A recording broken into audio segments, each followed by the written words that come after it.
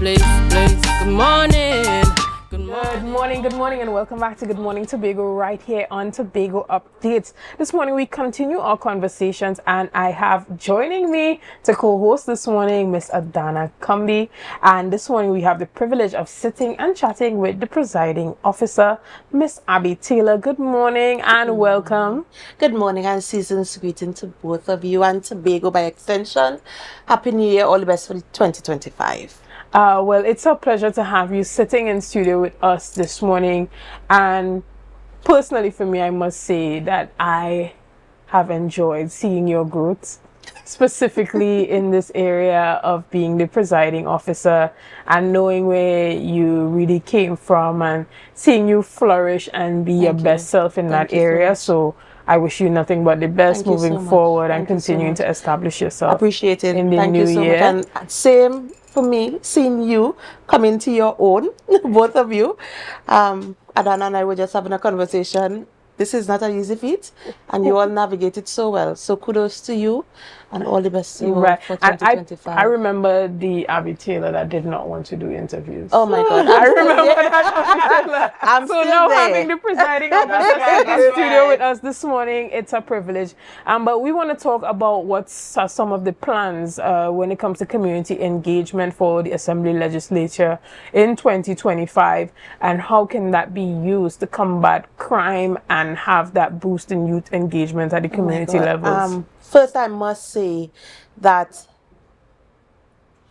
youth advocacy is the way to go. I mean, we have to look at crime as a holistic problem. It's not a singular problem. It's not an isolated problem. It affects each and every one of us. And I think once we start to look at it as that, we should start treating it as that. And for me, it makes sense if you start with young people.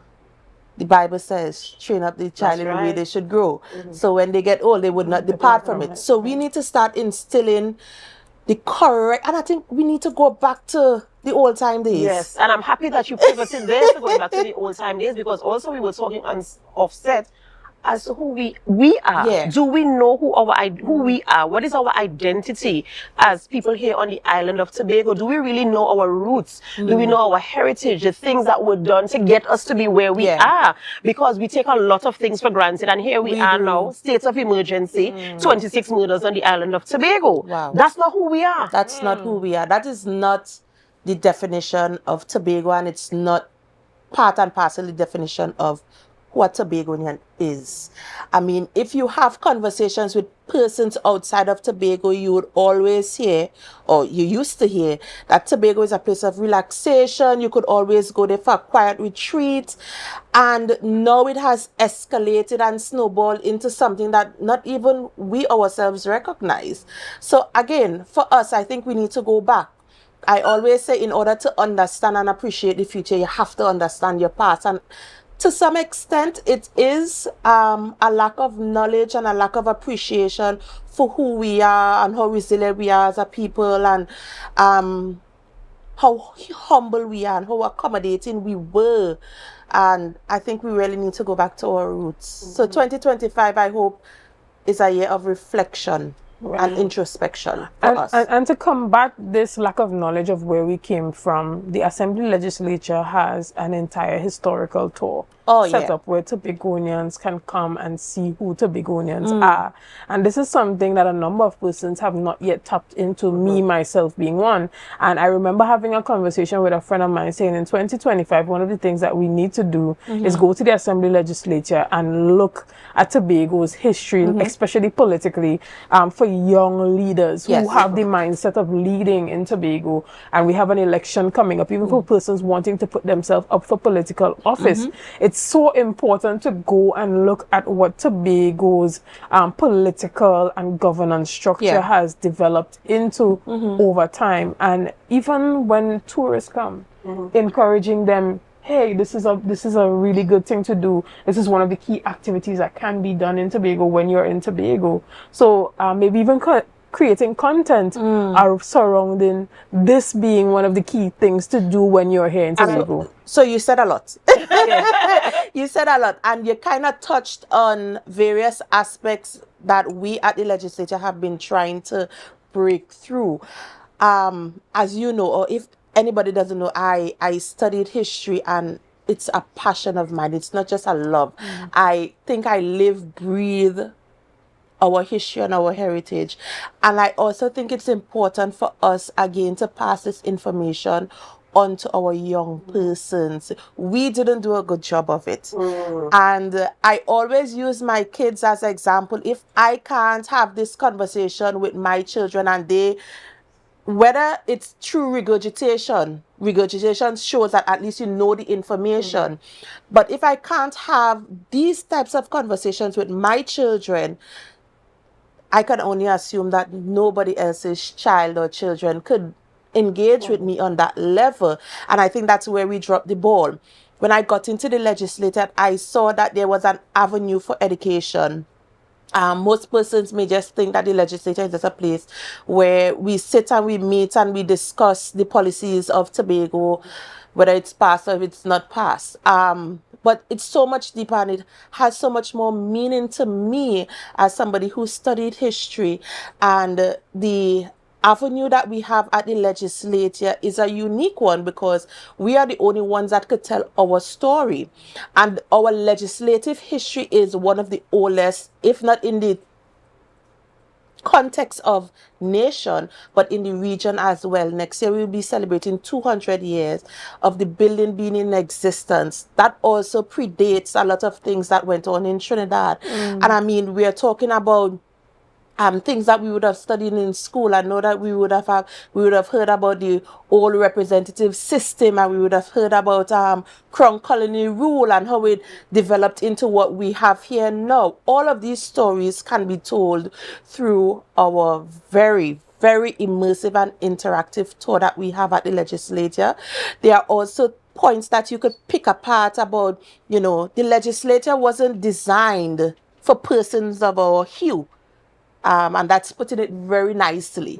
It wasn't also designed for women, because some of the criterias for being a member of the house, you had to be white, you had to be a landowner, you had to be a man of all things. So for me to be sitting there as presiding officer is definitely a privilege, because it was not meant for women, and it was not meant for women of color or men of color.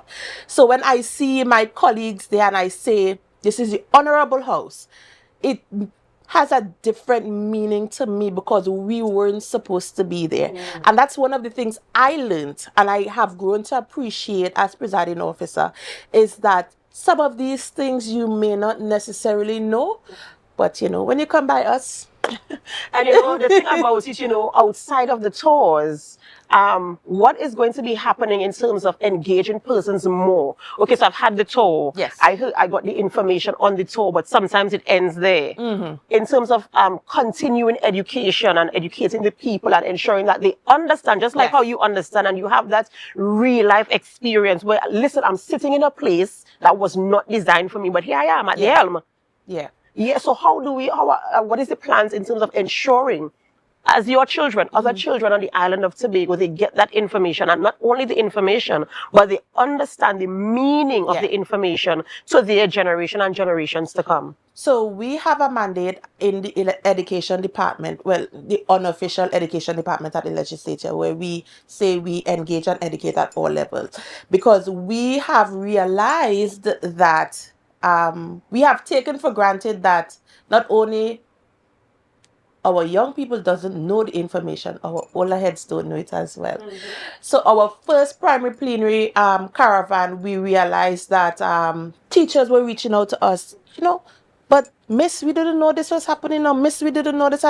And we were like, wow. So we have conceptualized a program, and I really hope that I could get it off the ground during this fiscal, called Teach a Teacher.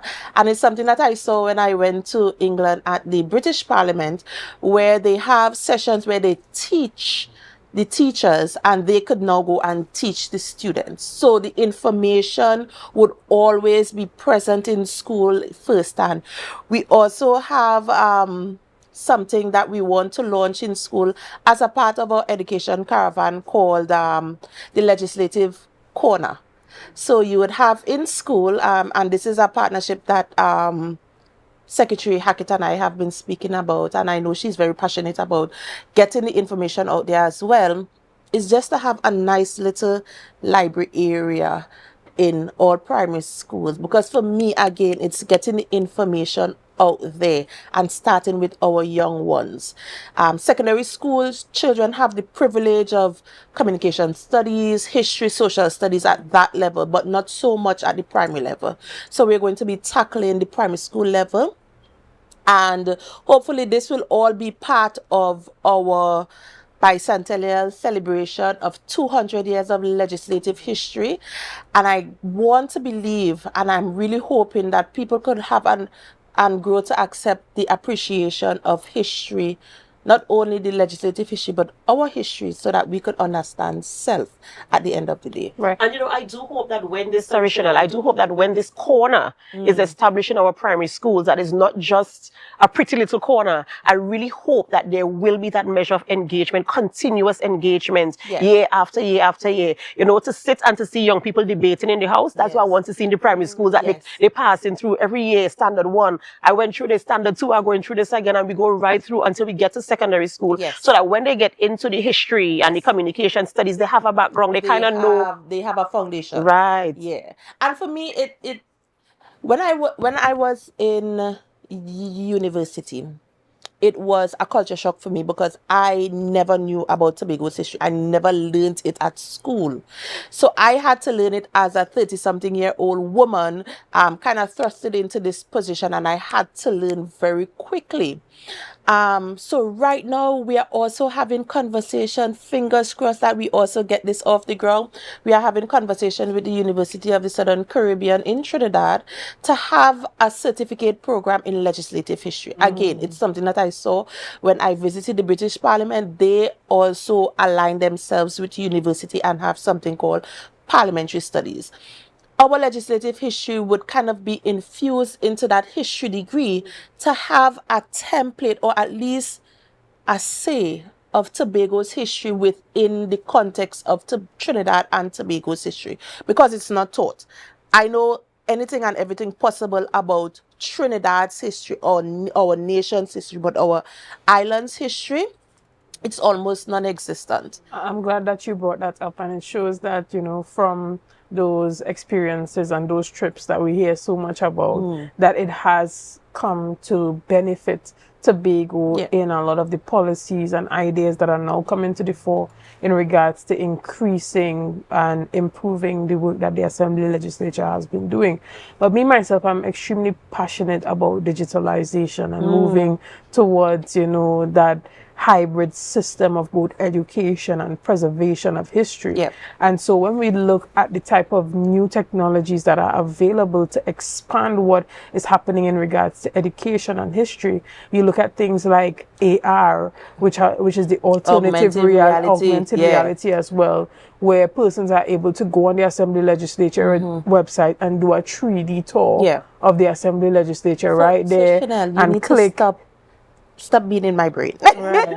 They click, they see everything come up, all the history right there online. There's the option to put on your VR glasses and have that immersive experience right there. So including that technology. So we have also had the conversation with Tittle, and Chairman Williams and I have conceptualized a virtual reality that is supposed to be onboarding very soon, so look out for that. And there's so much that could be done. Listen, my mind goes 20 miles an hour when it comes to how can we create awareness and just allow for the appreciation of who we are. Hopefully, we could also have something that is called a walking tour. I know we used to have it back then. But we could also have a virtual walking tour for tourists, who could walk through Scarborough, because the history of the legislature doesn't just end in the house itself. It's the old marketplace that is now James Park. It's Uptown and the history of Uptown and these tunnels that people say exist that goes from the port and goes all the way up to the fort. I mean, we hear all these stories and we really want to explore and, you know, have some engaging things with people. So I'm excited for 2025. My staff are excited because it's a lot of work, but it's going to be fun to see the reception of persons to the legislature. You know, absolutely amazing stuff. And I like the fact that there's going to be that type of immersive engagement where you could actually feel, you know, as you were talking there, I'm seeing myself going through these tunnels. Now, I'm not an adventure seeker by any means, but I can see myself, you know, going through these tunnels and seeing they really exist and where is it taking me to. Feeling that we want to have when we educate. It's my comms person always said, Miss Cooper, she always said it's edutainment. You have to find that bridge between entertainment and education. And I think we have found it, and we have a lot of work to do, but it's going to be an amazing year for 2025. And we do wish you an absolutely amazing year. We look forward to all the things we discussed here this morning. And I know that there's going to be a lot more coming out of the legislature. And what I like about it is that our school age children are coming with the information. They're going to get the information. They're going to get the experience. Because, you know, sometimes when you sit in a classroom, you might retain like about 2%. But when you have that actual engagement, it's like, Mommy, you know, I went through a tunnel. Mommy, you know, I did this. I saw this. Did you know this existed? And these are the things we want to see. So I look forward to that happening in 2025 and beyond. And of course, we wish you and the team at Assembly Legislature the very, very best. Thank you so much. And we pray that, you know, as you give the information, we receive it well and we are able to identify who we are as people here on the island of Tobago. Go back to our roots. I mean, there are some things you want to leave off, but there are some things you have to keep. You have to retain. You have to retain. And this is what we're trying to achieve. And so we wish you the absolute, very, very best. Before we go, I just want to make a small plug for our bicentennial celebration. We will be celebrating 200 years. Our building is even older than the Magnificent Seven. And we want to invite everyone to come out when you see things being advertised. And I know some persons have this reservation to the legislature. It feels almost as a standoffish building. It's not. It's open to the public. We have a special library there with books filled with information for persons who want to do research or who just want to get a better appreciation of who we are from the legislative aspect. So I hope this could be a tour that Tobago Updates could come and we could do a tour with Miss Sophia Cooper and we could get the information out there. And I want to say thank you all so much for having me and all the best to you both for 2025. Thank you so much. Guys, we're going to take a quick break right here and we'll be back with lots more. See you soon.